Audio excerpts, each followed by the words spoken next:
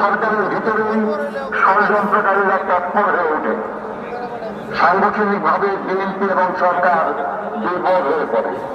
সেই সময় দল এবং দলীয় নেতাদের মনোবল অটুট রাখার লক্ষ্যে 1982 সালের 3 জানুয়ারি দেশনেত্রী বেগম খালেদা জিয়া বিএনপির সদস্যপদ গ্রহণ করেন।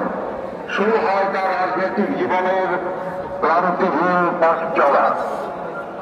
ক্রমশ দলের প্রতিষ্ঠাতা স্ত্রী হয়েও দলের গঠনতন্ত্র সমুন্নত রেখে এই দলের ভাইস চেয়ারপারসন, ভারপ্রাপ্ত চেয়ারপারসন, তারপর দলীয় কাউন্সিলে নির্বাচিত চেয়ারপারসনের দায়িত্ব গ্রহণ করেন।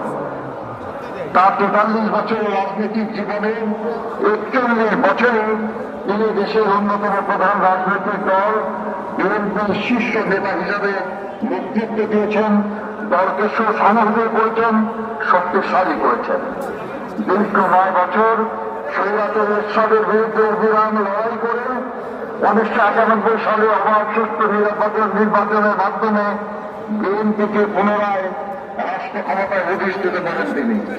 জাতির কাছে তিনি পান আপসী দেশনেত্রীর মর্যাদা।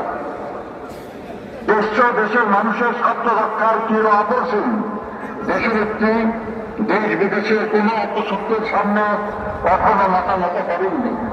ওরা প্রলোভন, কোন ষড়যন্ত্র হুমকি তাকে তার জীবনের সেই দুই অর্থে আপসের পথ বেছে নিতে বাধ্য